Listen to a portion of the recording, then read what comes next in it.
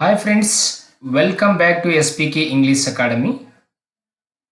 I am Saran Basappa, teacher at Government Adarsha Vidyalaya, Baswan Bagavadi, Vijaypura district.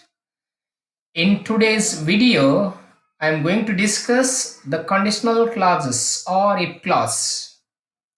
ಆತ್ಮೀಯ ಶಿಕ್ಷಕರೇ ಹಾಗೂ ವಿದ್ಯಾರ್ಥಿ ಬಂಧುಗಳೇ, ತಮ್ಮೆಲ್ಲರಿಗೂ SPK ಇಂಗ್ಲಿಷ್ ಅಕಾಡೆಮಿಗೆ ಆತ್ಮೀಯವಾದ ಸ್ವಾಗತವನ್ನು ಕೋರುತ್ತಾ ಇಂದಿನ ಈ ವಿಡಿಯೋದಲ್ಲಿ ಕಂಡೀಷನಲ್ ಕ್ಲಾಸಸ್ ಅಥವಾ ಇಫ್ ಕ್ಲಾಸಸ್ ಬಗ್ಗೆ ನಾನು ಚರ್ಚಿಸ್ತಾ ಇದ್ದೇನೆ. ಇದರಲ್ಲಿ ಯಾವುದೇದರೂ ತಪ್ಪಾಗಿರ್ತಕ್ಕಂಥ ಉದಾಹರಣೆಗಳನ್ನು ತೆಗೆದುಕೊಂಡಿರ್ಬೋದು ಅಥವಾ ಹೇಳುವ ಸಮಯದಲ್ಲಿ ಏನಾದ್ರು ತಪ್ಪಾಗಿರ್ಬೋದು ಅಥವಾ ತಪ್ಪಾಗಿರ್ತಕ್ಕಂಥ ಮಾಹಿತಿಯನ್ನು ಕೂಡ ಇದರಲ್ಲಿ ತಮಗೆ ತಿಳಿಸಬಹುದು. ಹಾಗೇನಾದ್ರೂ ಇದ್ದರೆ ದಯವಿಟ್ಟು ನಮಗೆ ನೀವು ಫೋನ್ ಮಾಡುವುದರ ಮೂಲಕ ನೀವು ನಮಗೆ ತಿಳಿಸಿದ್ರೆ ಅದನ್ನು ನಾವು ತಿದ್ದುಕೊಳ್ತೀವಿ. ತಮ್ಮ ಎಲ್ಲ ಸಲಹೆ ಸೂಚನೆಗಳಿಗೆ ಸಜೆಷನ್ಗಳಿಗೆ ನಾವು ಯಾವಾಗಲೂ ಏನಪ್ಪಾ ಅಂದ್ರೆ ಸ್ವಾಗತವಿರುತ್ತೆ. ದಯವಿಟ್ಟು ನಿಮ್ಮ ಸಲಹೆ ಸೂಚನೆಗಳನ್ನು ನಮಗೆ ತಿಳಿಸಿ. ಸೊ ತಮಗೆಲ್ಲರಿಗೂ ಗೊತ್ತಿರುವಂತೆ ಕಂಡೀಷನಲ್ ಕ್ಲಾಸಸ್ಗಳಲ್ಲಿ ಮೂರು ಕಂಡೀಷನ್ಸ್ಗಳಿದ್ದಾವೆ. There are 3 condition in conditional clauses: condition 1, condition 2, condition 3, and also recently joined another one, that is zero condition.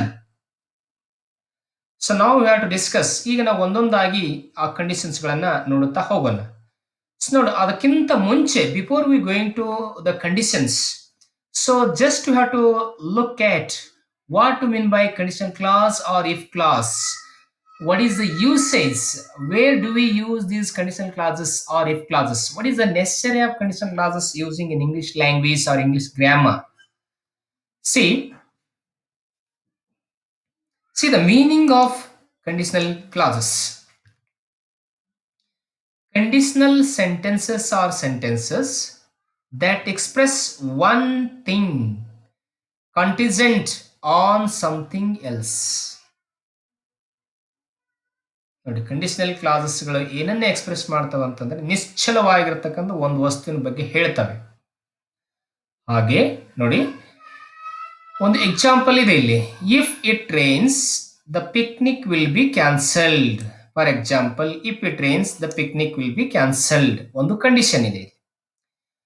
ಮಳೆಯಾದರೆ ಅಥವಾ ಮಳೆ ಬಂದ್ರೆ ಮಳೆ ಬಿದ್ರೆ ಪಿಕ್ನಿಕ್ ಕ್ಯಾನ್ಸಲ್ ಆಗಬಹುದು. ಇದು ಒಂದು ಕಂಡೀಷನ್. ನೋಡಿ ಎಕ್ಸಾಂಪಲ್ ನೋಡಿ, they are so called because the impact of the main clause of the sentence is conditional on the dependent clause.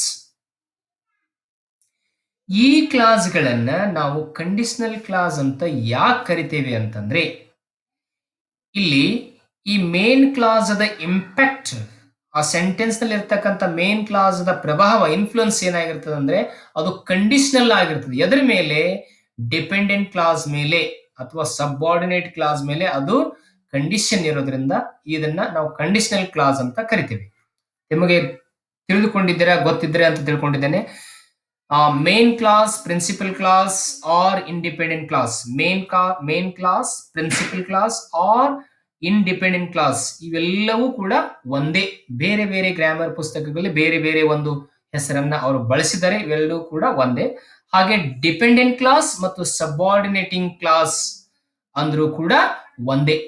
ತಮಗೆಲ್ಲ ಗೊತ್ತಿರಬೇಕು ನೋಡಿ, ಯಾವಾಗ್ಲೂ ಡಿಪೆಂಡೆಂಟ್ ಕ್ಲಾಸ್ ಆಗಿರ್ಬೋದು ಅಥವಾ ಸಬಾರ್ಡಿನೇಟಿಂಗ್ ಕ್ಲಾಸ್ ಆಗಿರ್ಬೋದು, ಇದು ಯಾವಾಗ್ಲೂ ಕಂಜಂಕ್ಷನ್ ದಿಂದ ಪ್ರಾರಂಭ ಆಗಿರುತ್ತದೆ. ಯಾವ ಕ್ಲಾಸ್ ಸೆಂಟೆನ್ಸ್ ನಲ್ಲಿ ಕಂಜಂಕ್ಷನ್ ಇಂದ ಪ್ರಾರಂಭ ಆಗಿರುತ್ತದೋ ಅದನ್ನು ನಾವೇನಂತೀವಿ? ಸಬಾರ್ಡಿನೇಟಿಂಗ್ ಅಥವಾ ಡಿಪೆಂಡೆಂಟ್ ಕ್ಲಾಸ್ ಅಂತ ಕರಿತೇವೆ. ಈ ಡಿಪೆಂಡೆಂಟ್ ಕ್ಲಾಸ್ ಸೆಂಟೆನ್ಸ್ ಅಲ್ಲಿ ಇರ್ತಕ್ಕಂಥ ಡಿಪೆಂಡೆಂಟ್ ಕ್ಲಾಸ್ ತನ್ನ ಸಂಪೂರ್ಣ ಅರ್ಥಕ್ಕಾಗಿ ಅದು ಮೇನ್ ಕ್ಲಾಸ್ ಅದ ಮೇಲೆ ಅವಲಂಬನೆ ಆಗಿರುತ್ತದೆ. So the dependent are the subordinate class entirely depends on the main class for it's complete meaning. So look at now. See next. A full conditional thus contains two clauses, especially one full condition. It contains two clauses. I told you one is the dependent clause and the main clause. The dependent clause expressing the condition. ಯಾವಾಗಲೂ dependent class ಅಥವಾ subordinate class ಕೆಲಸ ಏನಂದ್ರೆ ಅದು ಒಂದು condition ಅನ್ನ express ಮಾಡ್ತದೆ. ಇಲ್ಲಿ ನೋಡಿದೆ ಉದಾಹರಣೆಯಲ್ಲಿ. ಇಫ್ ಇಟ್ ರೇನ್ಸ್ ಮಳೆ ಬಂದ್ರೆ ಅದೊಂದು condition. And the main class, what is the main class? What role? How does it function in a sentence? See, the main class expressing the consequence. You know that meaning of consequence is result. Result of that class or result of that class. ಆ class the result ಏನಿರುತ್ತಲ್ಲ ಅದನ್ನ ತಿಳಿಸುವುದು main clause the ಕೆಲಸ. The function of the main class in this conditional class is to give the result of that particular class. ನೋಡಿ, conditional class ಏನ್ ಮಾಡತ್ತೆ? ಅದು ಒಂದು condition ಹಾಕಿರುತ್ತೆ. ಆ ಕಂಡೀಷನ್ ದ ರಿಸಲ್ಟ್ ಬಗ್ಗೆ ಹೇಳ್ತದಲ್ಲ, ರಿಸಲ್ಟ್ ಅನ್ನ ಎಕ್ಸ್‌ಪ್ರೆಸ್ ಮಾಡ್ತದಲ್ಲ, ಅದು ಏನಾಗಿರ್ತದೆ ಅಂತಂದ್ರೆ ಮೇನ್ ಕ್ಲಾಸ್ ಆಗಿರ್ತದೆ. ಸೊ ನೋಡಿ, ನೆಕ್ಸ್ಟ್ ನೋಡೋಣ. ಹೀಗೆ ನೋಡಿ, ಇನ್ನೊಂದಿದೆ ಇಲ್ಲಿ, ಇನ್ನೊಂದು ಮೀನಿಂಗ್ ಅನ್ನು ನಾವು ತಮಗೆ ಹೆಚ್ಚಾಗಿ ತಿಳುವಳಿಕೆ ಬರಲಿ ಅಂತ ಇನ್ನೊಂದು ಕೆಲವು ಲೈನ್ಗಳನ್ನ ನಾನು ಇಲ್ಲಿ ಆಡ್ ಮಾಡಿದ್ದೇನೆ. Conditional sentences consist of a main clause. ಈ ಕಂಡೀಷನಲ್ ಕ್ಲಾಸಸ್ ಸೆಂಟೆನ್ಸ್ ಇದ್ದಾವಲ್ಲ, ಎರಡು ಕ್ಲಾಸ್ಗಳನ್ನ ಹೊಂದಿರ್ತವೆ ನೋಡಿ. A main clause and a conditional clause. ನೋಡಿ, conditional clause is nothing but a dependent clause or subordinating clause. Sometimes this subordinating clause is also called an if clause ಅಂತಾನೂ ಕರೀತಾರೆ. ಇವು conditional class ಅಂತಾನೂ ಕರಿಬಹುದು ಅಥವಾ ಇಫ್ ಕ್ಲಾಸ್ ಅಂತಾನೂ ಕೂಡ ಅವುಗಳನ್ನ ನಾವು ಕರಿತೇವೆ. ನೋಡಿ ನೆಕ್ಸ್ಟ್, ಹಾಗೆ the conditional clause usually begins with if or unless. ನೋಡಿ, ಯಾವಾಗಲೂ ಕಂಡೀಷನಲ್ ಕ್ಲಾಸ್ ಇಫ್ ಅಥವಾ ಅನ್ಲೆಸ್ ಅಂತಕ್ಕಂಥ ಸಬಾರ್ಡಿನೇಟಿಂಗ್ ಕಾಂಜಂಕ್ಷನ್ ದಿಂದ ಪ್ರಾರಂಭ ಆಗುತ್ತೆ. ನೋಡಿ, the conditional clause can come before or after the main clause. ಈ ಕಂಡೀಷನಲ್ ಕ್ಲಾಸ್ ಇರುತ್ತಲ್ಲ, ಅದು ಮೇನ್ ಕ್ಲಾಸ್ ದ ಮೊದಲಾದ್ರೂ ಬರಬಹುದು ಅಥವಾ ಮೇನ್ ಕ್ಲಾಸ್ ದ ನಂತರನೂ ಬರಬಹುದು, ಎರಡೂ ಸರಿ. The conditional clause may be at the beginning of the main class or at the end of the main class. Both are right.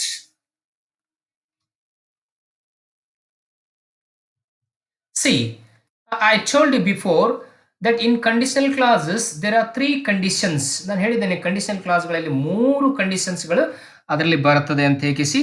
ಈಗ ನೋಡೋಣ one by one. See, the first condition.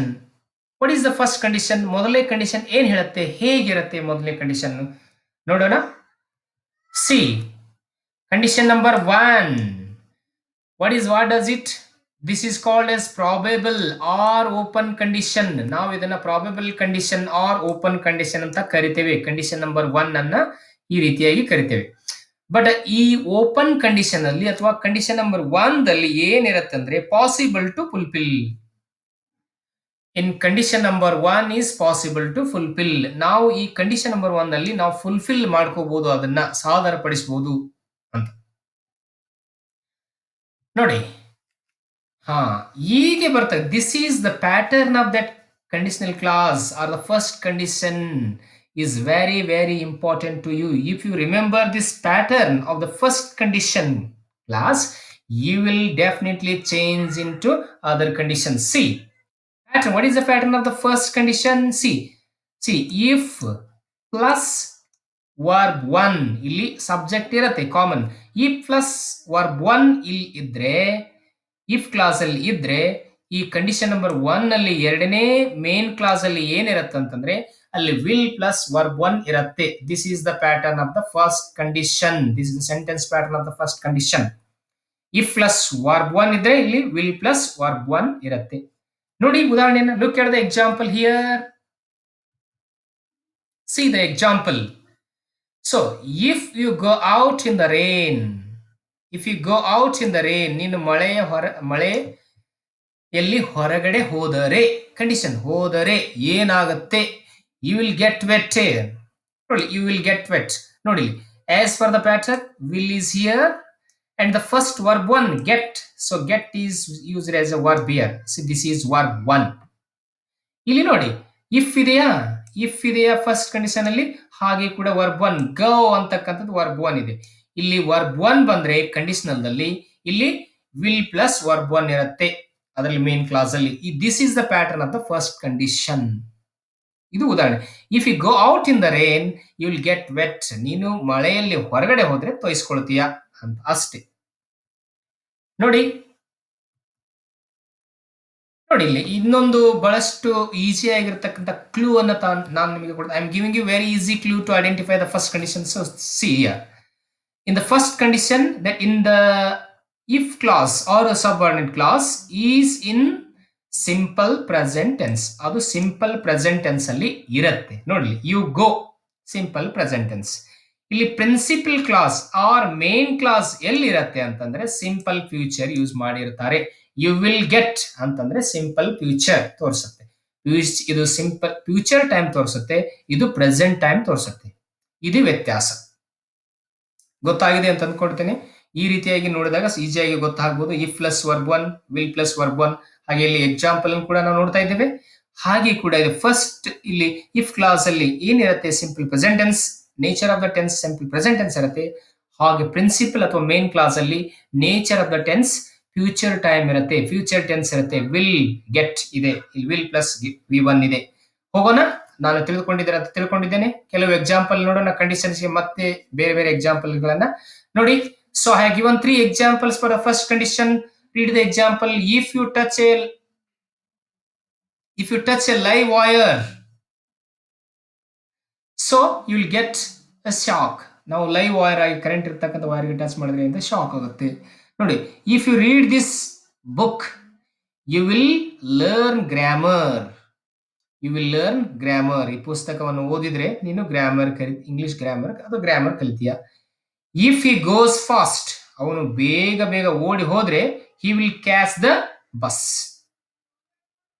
He will catch the bus. ಅವನು ಬೇಗ ಬೇಗ ಹೋದ್ರೆ ಅಲ್ಲಿ bus ಅನ್ನ ಅವನಿಗೆ ಸಿಗ್ತದೆ, ಹಿಡಿಬಹುದು ಅಂತ. ಇವು ಏನಪ್ಪ ಅಂದ್ರೆ ಕಂಡೀಷನ್ 1ಗೆ ಉದಾಹರಣೆಗಳು. ನೋಡಿ, ನಾವು ಈ ಡಿಸ್ಕಸ್ ಕಂಡೀಷನ್ 2. ನಾವು ಈಗ ಕಂಡೀಷನ್ 2ಕ್ಕೆ ಬಂದಿದ್ದೇವೆ. ಕಂಡೀಷನ್ 2 ಏನ್ ಹೇಳುತ್ತೆ ನೋಡಿ.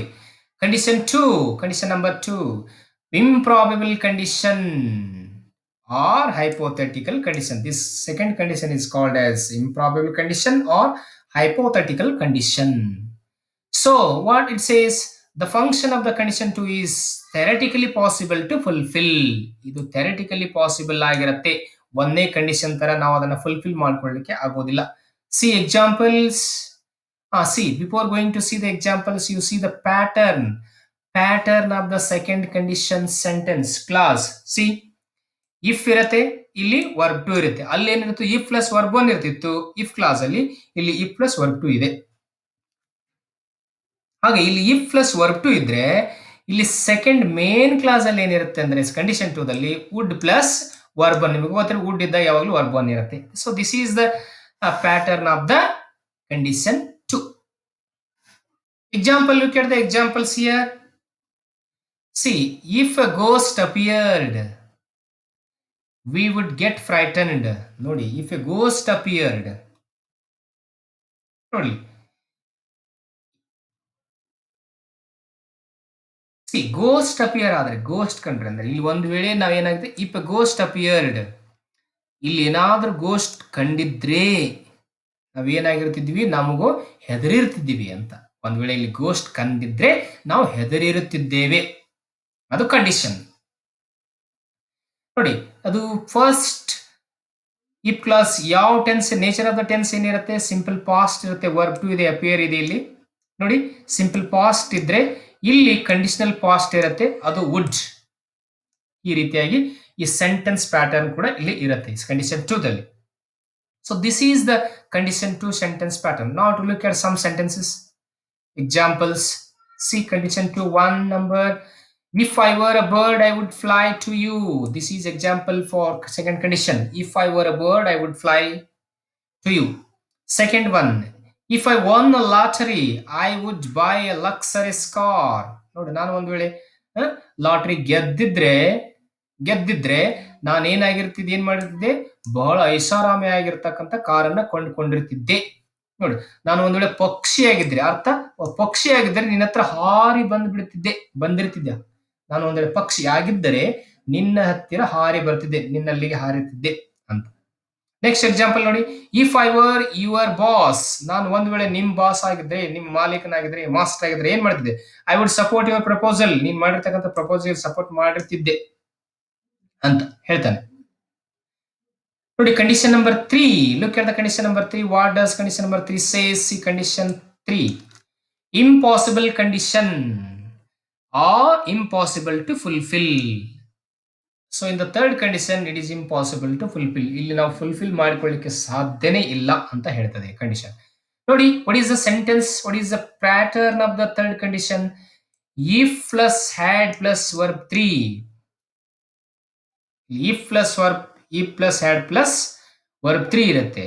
ಎಲ್ಲಿ? ಇಫ್ ಕ್ಲಾಸ್ ಅಲ್ಲಿ, ಸಬಾರ್ಡಿನೇಟಿಂಗ್ ಕ್ಲಾಸ್ ಅಲ್ಲಿ, ಡಿಪೆಂಡೆಂಟ್ ಕ್ಲಾಸ್ ಅಲ್ಲಿ.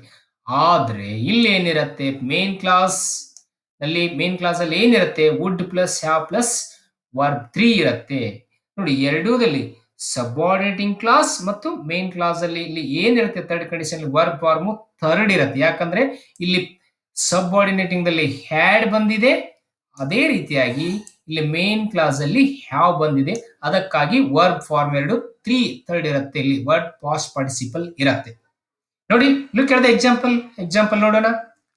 C, if I had got money I would have given you, ನಾನು ಒಂದ್ ವೇಳೆ ಮನಿ ನನ್ನ ಹತ್ರ ಇದ್ರೆ, ಪಡ್ಕೊಂಡಿದ್ರೆ, ಸಿಕ್ಕಿದ್ರೆ, ನನಗೆ ಮನಿ ಸಿಕ್ಕಿದ್ರೆ ನಾನು ನಿನಗೆ ಕೊಟ್ಟಿರ್ತಿದ್ದೆ ಅಂತ. ಇದು ಎಕ್ಸಾಂಪಲ್. ನೋಡಿ, ಈ ರೀತಿ ನಾವು ಮಾತನಾಡುವಾಗ ಈ ರೀತಿ ಕಂಡೀಷನ್ಸ್ ಗಳನ್ನ ಬಳಸಬಹುದು. ಸಿ, ಹೇಗಿರುತ್ತೆ ನೇಚರ್ ಆಫ್ ದ ಟೆನ್ಸ್ ನೋಡಿ. ಇಲ್ಲಿ ಕಂಡೀಷನಲ್ ಕ್ಲಾಸ್, ಇಫ್ ಕ್ಲಾಸ್ ಅಲ್ಲಿ ಯಾವ ಟೆನ್ಸ್ ಇರ್ತದೆ? ಪ್ರೆಸೆಂಟ್ ಪರ್ಫೆಕ್ಟ್ ಇರುತ್ತೆ. ಸಾರಿ, ಪಾಸ್ಟ್ ಪರ್ಫೆಕ್ಟ್ ಇರುತ್ತೆ. Sorry, past perfect tense. Nature of the tense of the if clause in condition 3 is past perfect tense. ಹಾಗಾದ್ರೆ main clause ದ nature ಏನಿರುತ್ತೆ? Principal clause ಇರುತ್ತೆ. ಇದು ಕಂಡೀಷನ್ ಇರುತ್ತೆ, ಕಂಡೀಷನ್ ಕ್ಲಾಸ್ ಅಲ್ಲಿ ಇರುತ್ತೆ. ಇದು ಕೂಡ ಪಾಸ್ಟ್ ಟೈಮ್ ಇಲ್ಲಿ ವುಡ್ ಇರೋದ್ರಿಂದ ಇದು ಕೂಡ ಪಾಸ್ಟ್ ಟೈಮ್ ಅನ್ನ ಇಂಡಿಕೇಟ್ ಮಾಡುತ್ತೆ. So these are the conditions, 3 conditions of conditional clauses. ನೋಡಿ, ಥರ್ಡ್ ಕಂಡೀಷನ್. ನಾವು have to look at the some other examples for condition number 3. See, first example, if I had won a lottery I would have become a millionaire. ನೋಡಿ, if I had one lottery, ನಾನು ಒಂದ್ ವೇಳೆ lottery ಗೆದ್ದಿದ್ದರೆ ನಾನೇನಾಗಿರುತ್ತಿದ್ದೆ? ಲಕ್ಷಾಧಿಪತಿ ಆಗಿರುತ್ತಿದ್ದೆ ನಾನು ಅಂತ. Millionaire, ಬಹಳ ಶ್ರೀಮಂತನಾಗಿರುತ್ತಿದ್ದೆ. ಗೆದ್ದಿಲ್ಲ, ಅದಕ್ಕೆ ಶ್ರೀಮಂತ ಆಗಿಲ್ಲ, ಹೀಗೂ ಕೂಡ ಹೇಳ್ಬೋದು ಇನ್ನೊಂದು ಅರ್ಥದಲ್ಲಿ. See, if you had gone for a picnic, ನೀವು ಪಿಕ್ನಿಕ್ಗೆ ಹೋಗಿದ್ದಿದ್ದರೆ you would have met my sister, ನೀವು ಅಲ್ಲಿ ನಮ್ಮ ಸಿಸ್ಟರ್ ನನ್ನ ಭೇಟಿಯಾಗಿರ್ತಿದ್ರಿ. ನೀವು ಪಿಕ್ನಿಕ್ ಹೋಗಿದ್ದಿದ್ರೆ ನಮ್ಮ ಸಿಸ್ಟರ್ ನಾವು ಭೇಟಿಯಾಗಿರ್ತಿದ್ರಿ ಅಂತ. Next example see, if I had married to Ivanka. ನೋಡಿ, ಇವಾಂಕಾ ಯಾರು? ಇವಾಂಕಾ ಟ್ರಂಪ್ನ ಮಗಳು. If I had married to Ivanka I would have been very happy, ನಾನು ತುಂಬಾ ಖುಷಿಯಾಗಿದ್ರೆ, ಇವಾಂಕಾ ನನ್ನ ಮದುವೆಯಾಗಿದ್ರೆ ತುಂಬಾ ಖುಷಿಯಾಗಿರ್ತಿದ್ದೆ ಅಂತ. Just imagination. See, next example, if I had learn music I would have sung many songs. ನಾನು ಒಂದೆರಡು ಮ್ಯೂಸಿಕ್ ಕಲ್ತಿದ್ರೆ ನಾ ಬಹಳಷ್ಟು ಹಾಡುಗಳನ್ನ ಹಾಡಿರುತ್ತಿದ್ದೆ. ಕಲ್ತೇ ಇಲ್ಲ, ಅದಕ್ಕೆ ಹಾಡಿಲ್ಲ ಅಂತ ಹೇಳ್ಬೋದು. Yes, okay. So these are the 4 examples for third condition. ನಾವ್ we move to zero condition. See the zero condition. Zero condition. What is the meaning of zero condition? See, the zero condition is a sentence which is used to refer to a real situation or general truth, or when we are talking about a scientific fact. ನೋಡಿ, real ಆಗಿರತಕ್ಕಂತ, general ಸಾಮಾನ್ಯವಾಗಿ ಸತ್ಯವಾಗಿರತಕ್ಕಂತ ಸಂದರ್ಭಗಳೇ ಮಾತನಾಡಬೇಕಾದಾಗ ನಾವು ಈ zero condition ಅನ್ನ ಉಪಯೋಗ ಮಾಡ್ತೇವೆ. ಮತ್ತು ಈ scientific ಫ್ಯಾಕ್ಟ್ಗಳ ಬಗ್ಗೆ, ವೈಜ್ಞಾನಿಕ ಸತ್ಯಗಳ ಬಗ್ಗೆ ಹೇಳುವಾಗ ನಾವು ಜೀರೋ ಕಂಡೀಷನ್ ಅನ್ನ ಬಳಸ್ತೇವೆ. ನೋಡಿ, ಇಲ್ಲಿ ಯೂಸೇಜ್, ಈ ಜೀರೋ ಕಂಡೀಷನ್ ಅನ್ನು ಎಲ್ಲಿ ಬಳಸ್ತೇವೆ ನಾವು? To talk about things. See, to talk about things that are always true. ಯಾವಾಗಲೂ ಸತ್ಯವಾಗಿರತಕ್ಕಂತ ವಸ್ತುಗಳ ಬಗ್ಗೆ ಮಾತನಾಡಬೇಕಾದ್ರೆ ನಾವು ಜೀರೋ ಕಂಡೀಷನ್ ಅನ್ನ ಬಳಸ್ತೇವೆ. ನೋಡಿ, ಎಂತಾವು? ಲೈಕ್ ಎ ಸೈಂಟಿಫಿಕ್ ಫ್ಯಾಕ್ಟ್, ವೈಜ್ಞಾನಿಕ ಸತ್ಯಗಳು, ವೈಜ್ಞಾನಿಕ ಸತ್ಯಗಳ ಬಗ್ಗೆ ಮಾತನಾಡುವಾಗ ಜೀರೋ ಕಂಡೀಷನ್ ಅನ್ನ ಬಳಸ್ತೇವೆ. ಅಲ್ಲಿ ಯಾವುದೇ ಕಂಡೀಷನ್ ಜೀರೋ ಇರುತ್ತೆ. See, the pattern of the zero condition. See, if plus subordinate clause ಅಲ್ಲಿ ಏನಿರುತ್ತೆ if plus subject plus verb one ಇರುತ್ತೆ. ಇಲ್ಲಿ ಕೂಡ ಸಬ್ಜೆಕ್ಟ್ ಪ್ಲಸ್ ವರ್ಬ್ ಒನ್ ಅಂದ್ರೆ ನೋಡಿ ಇಲ್ಲಿ ಸೆಂಟೆನ್ಸ್ ಇದೆ. If you freeze water, if you freeze water it turns into ice. ನೀವು ವಾಟರ್ನ ಫ್ರೀಸ್ ಮಾಡಿದ್ರೆ ಅದು ಏನಾಗುತ್ತೆ, ಐಸ್ ಆಗಿ ಪರಿವರ್ತನೆ ಆಗುತ್ತದೆ. ನೋಡಿ ಇದು ಕೂಡ ಸಿಂಪಲ್ ಪ್ರೆಸೆಂಟ್ ಟೆನ್ಸ್ ಇದೆ, ಇದು ಕೂಡ ಸಿಂಪಲ್ ಪ್ರೆಸೆಂಟ್ ಟೆನ್ಸ್ ಇದೆ. ಎರಡೂ ಕ್ಲಾಸ್ಗಳು both subordinate class and main class are in simple present tense. See, so this is zero condition. Look at some other examples of zero condition. See, first example, if you freeze water it turns into ice. We discussed it already. Look at other, if you heat water at 100 degrees Celsius, what happens? It boils. ಅದು ನೋಡಿ 100 ಡಿಗ್ರಿವರೆಗೆ ನಾವು ನೀರನ್ನು ಕಾಯಿಸಿದಾಗ ಅದು ಏನಾಗ್ತದೆ, ಕುದಿಲಿಕ್ಕೆ ಪ್ರಾರಂಭ ಆಗ್ತದೆ. C look at if students miss N examination they fail in exam. ಒಂದ್ ವೇಳೆ ಮಕ್ಕಳು ಪರೀಕ್ಷೆಯಲ್ಲಿ ಮಿಸ್ ಮಾಡಿದ್ರೆ ಅವ್ರು ಫೇಲ್ ಆಗ್ತಾರೆ ಅಂತ. ಈ babies R hungry they CRY. ಈ ಬೇಬೀಸ್ ಮಕ್ಕಳೇ ಹಸಿವಾದಾಗ ಏನ್ ಮಾಡ್ತಾರೆ, ಅಳ್ತಾರೆ. So see, if I touch a wire, I get burnt. If I touch a wire, I get burnt. ನಾನು ವೈರ್ ಅನ್ನ ಲೈವ್ ವೈರ್ ಅನ್ನ ಟಚ್ ಮಾಡಿದ್ರೆ, ಸಾರಿ ವೈರ್ ಅಲ್ಲ fire, very sorry, extremely sorry. If I touch a fire, if I touch fire I get burn. ನಾನು fire ಅನ್ನ ಬೆಂಕಿಯನ್ನ ಮುಟ್ಟಿದ್ರೆ ಸುಡ್ತೈತಿ ಅಂತ, ಸುಡ್ತದೆ ಅಂತ. See if you heat snow it melts.